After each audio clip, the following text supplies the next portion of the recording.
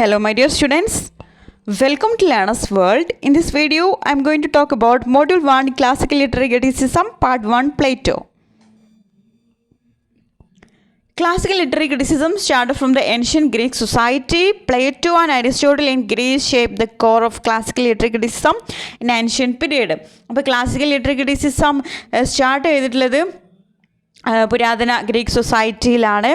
Plato, Aristotle ഇവരായിരുന്നു ഈ ഒരു classical literary criticism ancient പീരിയഡിൽ ഇതിന് തുടക്കം കുറിച്ചിട്ടുണ്ടായിരുന്നത് എന്നാണ് പറയുന്നത്. Plato was the first scholastic philosopher who had given a systematic shape to criticism.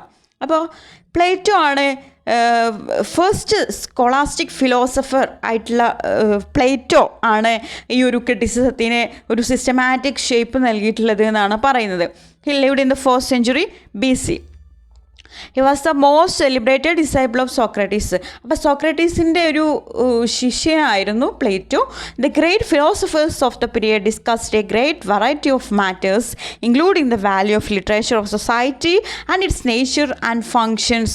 അപ്പോൾ ആ ഒരു പീരീഡിലുള്ള ഗ്രേറ്റ് ഫിലോസഫേഴ്സ് ഒരുപാട് മാറ്റേഴ്സിനെ കുറിച്ചിട്ട് ഡിസ്കസ് ചെയ്യുമായിരുന്നു. അതിൽ വരുന്നതാണ് വാല്യൂ ഓഫ് ലിറ്ററേച്ചർ ഓഫ് സൊസൈറ്റിയിൽ ലിറ്ററേച്ചറിൻ്റെ value and its nature and functions. The 4th century BC was an age of critical enquiry and analysis.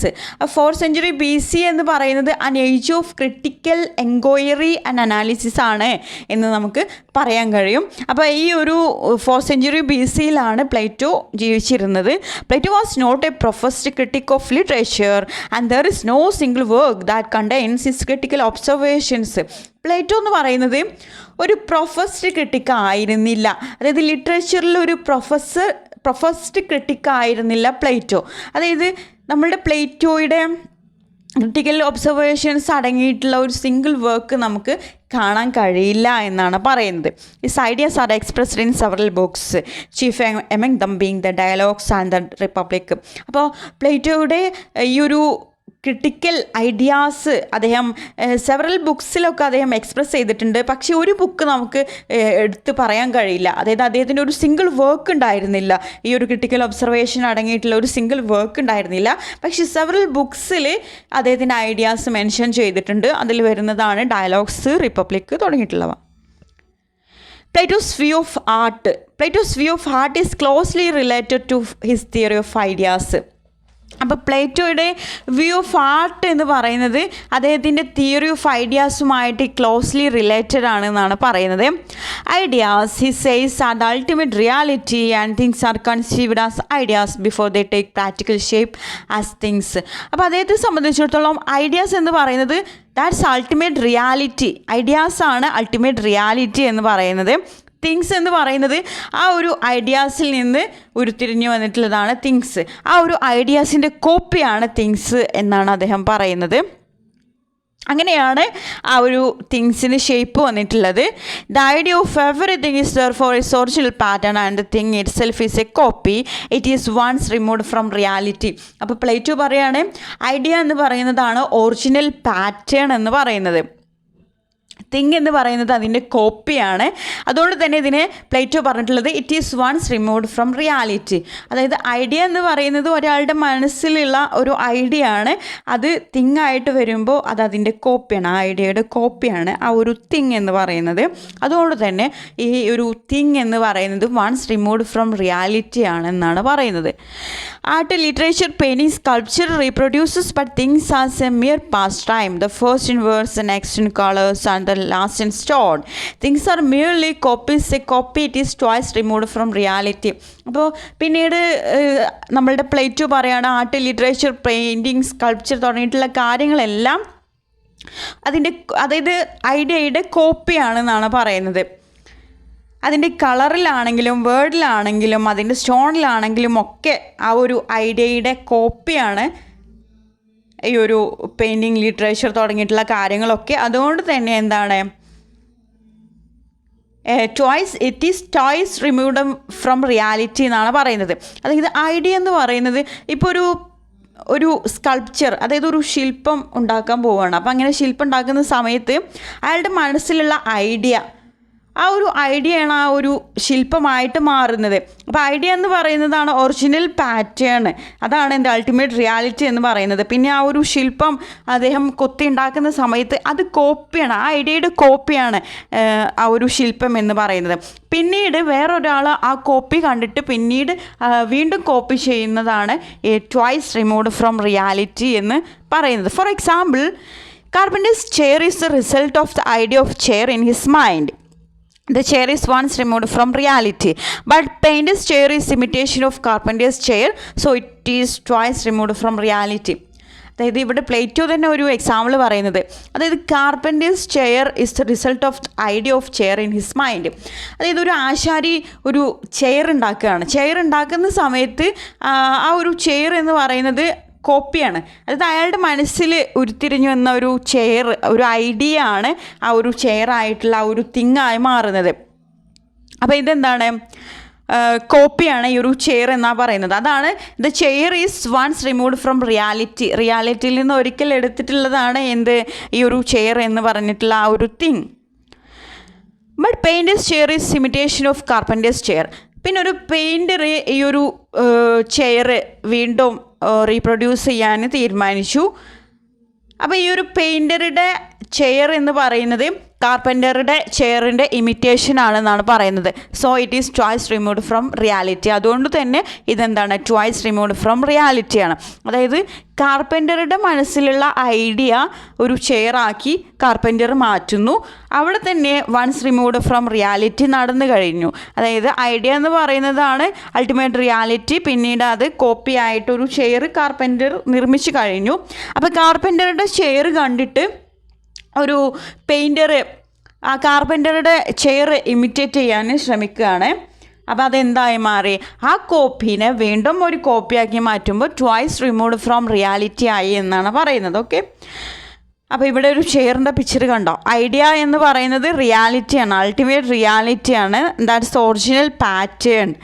Then things കോപ്പിയാണ്. അതായത് നമ്മളുടെ മനസ്സിലുള്ള ഐഡിയ ഒരു തിങ്ങാക്കി മാറ്റുമ്പോൾ അത് കോപ്പിയാണ്. ദെൻ ആർട്ട് വർക്ക് എന്ന് പറയുന്നത് ട്വൈസ് റിമൂവ്ഡ് ഫ്രം റിയാലിറ്റി ആണെന്നാണ് പറയുന്നത്. Okay, The productions of art helped neither to mold character nor to promote the well-being of the state. അതായത് ആർട്ട് എന്ന് പറയുന്നത് ഒരിക്കലും ഒരാളുടെ സ്വഭാവ രൂപീകരണത്തിനോ അല്ലെങ്കിൽ സൊസൈറ്റി സ്റ്റേറ്റിൻ്റെ വെൽബീയിങ്ങിനോ നല്ലതോ പ്രൊമോട്ട് ചെയ്യുന്നില്ല ഒരു ആർട്ട് എന്നാണ് പറയുന്നത്. Then Plato's attack on poetry. In Plato's opinion, poetry cannot shape the character of the individual, nor can it promote the well-being of the state.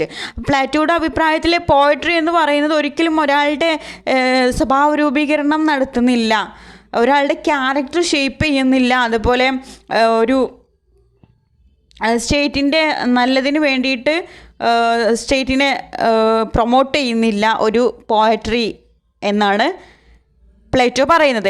It is a copy of the copy. Poetry എന്ന് പറയുന്നത് എന്താണ്, copy of the copy എന്നാണ് പറയുന്നത്. It is twice removed from reality.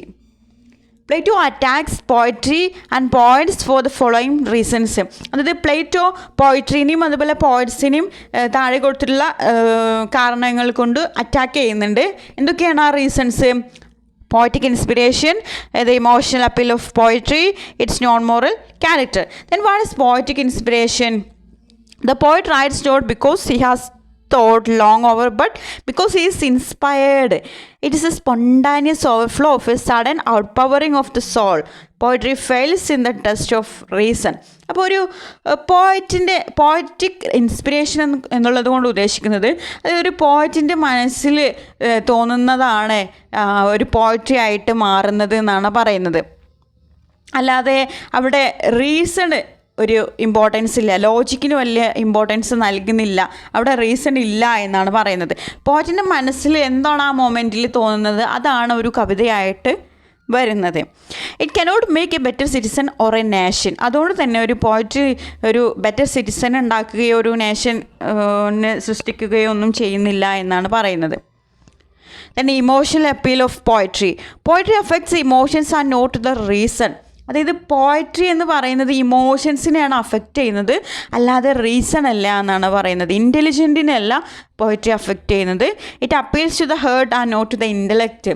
അതായത് ഹേർട്ടിനെയാണ് poetry affect ചെയ്യുന്നത്, അല്ലാതെ എന്തല്ല ഇൻ്റലക്റ്റിനല്ല എന്നാണ് പറയുന്നത്. Plato illustrate this regarding tragic poetry. അപ്പോൾ ഇതിന് വേണ്ടിയിട്ട് പ്ലേറ്റോ ട്രാജിക് പോയട്രി ഒരു എക്സാമ്പിളായിട്ട് പറയുന്നുണ്ട്. In tragedy there is much weeping and wailing, this moves the heart of the spectators. അതായത് ഈ ട്രാജഡിയിലൊക്കെ നമുക്ക് കാണാൻ കഴിയുന്നത് അതിൽ ഒരുപാട് ട്രാജിക് ആയിട്ടുള്ള ഇവൻറ്റ്സ് ഉണ്ടാകും. അപ്പോൾ സ്പെക്ടാറ്റേഴ്സ് ഓഡിയൻസിന് ചിലപ്പോൾ അവരുടെ ഹേർട്ട് ബ്രേക്ക് ആകും, അവർക്ക് വിഷമം വരും, അവർ കരയാൻ തുടങ്ങും. അങ്ങനെയുള്ള പല ഇമോഷൻസൊക്കെ നമുക്ക് ഒരു ട്രാജഡിയിൽ കാണാൻ കഴിയുമെന്നാണ് പറയുന്നത്. അപ്പോൾ ഈ ഒരു പോയട്രി എന്ന് പറയുന്നത് ഇമോഷൻസിനെയാണ് അഫക്റ്റ് ചെയ്യുന്നത്, അല്ലാതെ റീസൺ അല്ല, ഇൻ്റലക്റ്റിനല്ല എന്നാണ് പറയുന്നത്. It's non moral character. Poetry is non moral in character. It treats both virtue and vice alike. It does not teach moral to the readers. It corrupts human beings. Poetry എന്ന് പറയുന്നത് അതിനൊരു non moral ക്യാരക്ടറാണെന്നാണ് പറയുന്നത്. അതായത് അത് virtue, നല്ലതും ചീത്തതും എല്ലാം എന്താണ് poetry treat ചെയ്യുന്നുണ്ട്. അതുപോലെ തന്നെ ഇത് റീഡേഴ്സിന് ഒരു മോറൽ ടീച്ച് ചെയ്യുന്നില്ല എന്നാണ് പറയുന്നത്. ഇറ്റ് കറപ്റ്റ്സ് ഹ്യൂമൻ ബീങ്ങിനെ കറപ്റ്റ് ചെയ്യുന്നുണ്ട് പോയട്രി എന്നാണ് പറയുന്നത്. Then functions of poetry. എന്തൊക്കെ ഫങ്ഷൻസ് ആണ് പോയട്രിയിൽ നോക്കാം. Poetry is not just to offer pleasure. Poetry എന്ന് പറയുന്നത് ജസ്റ്റ് പ്ലഷർ ഓഫർ ചെയ്യുക മാത്രമല്ല എന്നാണ് പറയുന്നത്. It should teach some morals. Poetry എന്തായിരിക്കണം? പ്ലേറ്റോയുടെ അഭിപ്രായത്തിൽ പോയട്രി എന്ന് പറയുന്നത് കുറച്ച് മോറൽസ്, ധാർമ്മികതയൊക്കെ ടീച്ച് ചെയ്യുന്ന ഒന്നായിരിക്കണം poetry. It should contribute to the knowledge. അതായത് ഈ ഒരു പോയട്രി നോളജ് കോൺട്രിബ്യൂട്ട് ചെയ്യണം. അതുപോലെ a poet should also be a good teacher. ഒരു പോയറ്റ് എന്ന് പറയുന്നത് എപ്പോഴും ഒരു ഗുഡ് ടീച്ചർ ആയിരിക്കണം. Plato suggest truth as the test of poetry. അതുപോലെ പ്ലേറ്റോ ട്രൂത്തിനെ ഒരു പോയട്രിയുടെ ടെസ്റ്റായിട്ട് സജസ്റ്റ് ചെയ്യുന്നുണ്ട് എന്നാണ് പറയുന്നത്. Then a poet is a good artist only in so far as is a good teacher. പിന്നീട് പ്ലേറ്റോ പറയുന്നത് ഒരു പോയറ്റ് എന്ന് പറയുന്നത്, ഒരു പോയറ്റ് നല്ലൊരു ആർട്ടിസ്റ്റ് ആകുന്നത് പോയറ്റ് എപ്പോഴാണോ ഒരു നല്ലൊരു ടീച്ചർ ആകുന്നത് അപ്പോഴാണ് പോയറ്റ് ഒരു നല്ല ആർട്ടിസ്റ്റ് ആകുന്നത് എന്നാണ് പറയുന്നത്. Then is Commons on drama. നമ്മളുടെ പ്ലേറ്റോയുടെ അഭിപ്രായത്തിൽ ഡ്രാമ എന്ന് പറഞ്ഞാൽ എന്താണ് എന്നുള്ളതാണ് ഇവിടെ പറയുന്നത്. Drama is different from poetry on the following ways. അപ്പോൾ ഡ്രാമ പോയട്രിയിൽ നിന്നും ഡിഫറെൻ്റ് ആണ്. അതിനുള്ള കുറച്ച് കാരണങ്ങളാണ് ഇവിടെ താഴെ കൊടുത്തിട്ടുള്ളത്. Drama is to be staged. It approval and disapproval depends upon the audience. അപ്പോൾ ഒരു ഡ്രാമ സ്റ്റേജ് ചെയ്യുന്ന സമയത്ത് അതിൻ്റെ അപ്രൂവലും ഡിസപ്രൂവലൊക്കെ ഓഡിയൻസിനെ ഡിപ്പെൻഡ് ചെയ്തിട്ടാണെന്നാണ് പറയുന്നത്. To convince the audience dramatics use some cheap techniques like chorals, lamentations, thunder. These techniques are a shame in our normal life. Such place should be censored. അപ്പോൾ Plato പറയണം, അതായത് ഓഡിയൻസിനെ convince ചെയ്യാൻ വേണ്ടിയിട്ട്, അതായത് ഓഡിയൻസിനെ ഡിപ്പെൻഡ് ചെയ്തിട്ടാണ് ഒരു പ്ലേ അപ്രൂവലാണോ ഡിസപ്രൂവലാണോ എന്ന് തീരുമാനിക്കുന്നത്. അതുകൊണ്ട് തന്നെ ഈ ഒരു ഓഡിയൻസിനെ കൺവിൻസ് ചെയ്യാൻ വേണ്ടിയിട്ട് ഡ്രമാറ്റിസ്റ്റ് എന്ത് ശ്രമിക്കാറുണ്ട്? കുറച്ച് ചീപ്പായിട്ടുള്ള ടെക്നിക്സൊക്കെ ഒരു പ്ലേയിൽ യൂസ് ചെയ്യാറുണ്ട്. അതായത് കോറൽസ്, ലാമെൻറ്റേഷൻ തുടങ്ങിയിട്ടുള്ള ടെക്നിക്സ് യൂസ് ചെയ്യാറുണ്ട്. അപ്പോൾ നമ്മളുടെ നോർമൽ ലൈഫിൽ ഇങ്ങനെയുള്ള ടെക്നിക്സ് നമുക്കൊരു ഷെയിമാണ് എന്നാണ് പറയുന്നത്. അങ്ങനെയുള്ള പ്ലേകളൊക്കെ സെൻസർ ചെയ്യണം എന്നാണ് പറയുന്നത്. Audience, while watching characters who are cowards, criminals tend to become one such character. They lost their individuality. Such characters must not be there in a play. A play should have good characters. അതുപോലെ നമ്മുടെ plate പറയുന്ന വേറൊരു കാര്യം എന്ന് പറഞ്ഞാൽ, ഇത് ഈ ഒരു ഡ്രാമയിൽ ഉള്ള ക്യാരക്ടേഴ്സ്, അതായത് കൊവാർഡ്സ്, ക്രിമിനൽസ് തുടങ്ങിയിട്ടുള്ള ക്യാരക്ടേഴ്സൊക്കെ ഉണ്ടാകും. അപ്പോൾ ഓഡിയൻസ് ഇത് വാച്ച് ചെയ്യുന്ന സമയത്ത് ഈ ക്യാരക്ടേഴ്സിനെ അവർ ഇമിറ്റേറ്റ് ചെയ്യാൻ ഉള്ള ഒരു ടെൻഡൻസി ഉണ്ടാകും. അങ്ങനെ അവരുടെ ആ ഓഡിയൻസിൻ്റെ ഇൻഡിവിജ്വാലിറ്റി അവർ നഷ്ടപ്പെടുത്തും. അപ്പോൾ അങ്ങനെയുള്ള ക്യാരക്ടേഴ്സൊന്നും പ്ലേയിൽ ഉണ്ടാവാൻ പാടില്ല എന്നാണ് പറയുന്നത്. പ്ലേയിൽ നല്ല ഗുഡ് ക്യാരക്ടേഴ്സിനെ മാത്രമേ എടുക്കാൻ പാടുള്ളൂ എന്നാണ് പ്ലേറ്റോ പറയുന്നത്. Plato is against the pleasure A tragedy and comedy gives. അതുപോലെ പ്ലേറ്റോ എഗെയിൻസ്റ്റ്, അതായത് ഒരു ട്രാജഡിയിലും കോമഡിയിലും ഒക്കെ നൽകുന്ന പ്ലഷറിന് എതിരാണ് ആര്? പ്ലേറ്റോ എന്നാണ് പറയുന്നത്. ഒരു ട്രാജഡി കോമഡി നൽകുന്ന പ്ലഷറിന് എതിരാണ് നമ്മളുടെ Plato. Tragedy offers pleasure to the audience. Human beings are full of feelings like anger, fear, grief, etc. In comedy, people laugh when a coward acts like a brave man or when a criminal acts like an honest man. These characters are not to be laughed at, but they should be pitied. A comic actor must be lovable. അപ്പോൾ ഒരു ട്രാജഡിയിൽ pleasure ഓഡിയൻസിന് നൽകുന്നുണ്ട്. അപ്പോൾ ഇങ്ങനെയുള്ള കാര്യങ്ങൾക്കൊക്കെ Plato against ആണെന്നാണ് പറയുന്നത്. Okay. അതുപോലെ കോമഡിയിൽ ഒരു കൊവാർഡായിട്ടുള്ള ആൾ ബ്രേവ് മാനായിട്ട് ആക്ട് ചെയ്താലും അതുപോലെ ക്രിമിനൽ ഒരു ഹോണസ്റ്റ് മാനായിട്ട് ആക്ട് ചെയ്താലും ആളുകൾ ചിരിക്കാനുള്ള സാധ്യത ഒക്കെ ഉണ്ട്. അപ്പോൾ these characters are not to be laughed and but they should be pitied. അപ്പോൾ ഇങ്ങനെയുള്ള ക്യാരക്ടേഴ്സിന് നമ്മൾ അവരെ കാണുമ്പോൾ ലോഫ് ചെയ്യാനുള്ളതല്ല, അവരെ ഒരു പിറ്റിയായിട്ട് കാണാനുള്ളതാണെന്നാണ് പറയുന്നത്. അവർ ആ ഒരു ദയ അർഹിക്കുന്നുണ്ട് എന്നാണ് പറയുന്നത്. Comic character must be lovable. അതായത് കോമിക് ക്യാരക്ടേഴ്സ് എന്തായിരിക്കണം? ലവബിൾ ആയിരിക്കണം എന്നാണ് പ്ലേറ്റോ പറയുന്നത്. His observation own style. Plato lived in the age of oratory. He gives rules for the spoken language which could also be applied for the written word.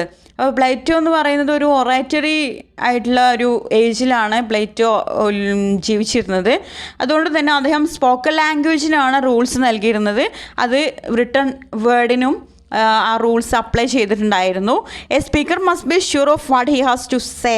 അതായത് ഒരു speaker എന്താണ് അയാൾ പറയുന്നത് എന്നുള്ളതിനെ കുറിച്ചിട്ട് അവെയർ ആയിരിക്കണം എന്നാണ് പറയുന്നത്. It must Impress the hearers. ഇങ്ങനെ നമ്മൾ പറയാൻ പോകുന്ന കാര്യത്തിനെ കുറിച്ചിട്ട് നമുക്കൊരു ഉറപ്പുണ്ടായി കഴിഞ്ഞാൽ അത് ഹിയറേഴ്സ് ഓഡിയൻസിൽ നല്ലൊരു ഇംപ്രഷൻ ഉണ്ടാക്കും. Next, A speaker must B naturally gifted and he must be constantly in practice. അതുപോലെ ഒരു സ്പീക്കർ എന്ന് പറയുന്നത് നാച്ചുറലി ഗിഫ്റ്റഡ് ആയിരിക്കണം. അതുപോലെ നല്ല പ്രാക്ടീസൊക്കെ ചെയ്തിട്ട് വേണം സ്പീക്ക് ചെയ്യാൻ എന്നാണ് പറയുന്നത്.